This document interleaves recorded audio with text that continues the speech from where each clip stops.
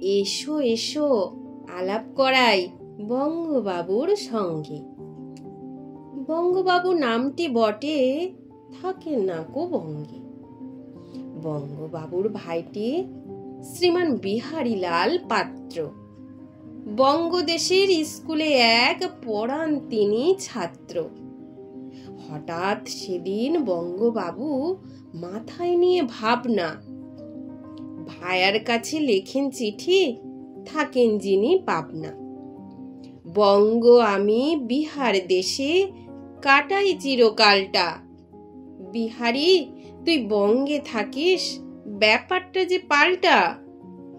তার চেয়ে এক কাজ করা যাক, পত্র পাওয়া মাত্র তুই চলে আয় বিহার দেশে, অনেক পাবি ছাত্র।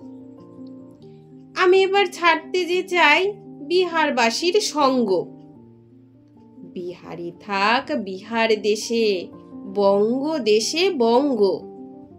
জবাব দিলে বিহারি ভাই, ফেরত ডাকে হর্ষে। খুশি হলাম বঙ্গ দাদা তোমার পরামর্শে। কিন্তু দাদা ভালো করে ভেবে দেখছি স্পষ্ট, আস্তানাটা করতে বদল অনেক হবে কষ্ট।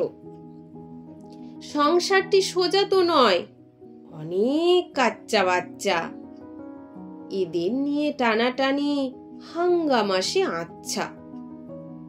তার চেয়ে মোর বুদ্ধি শোনো, অকাট্য এক যুক্তি।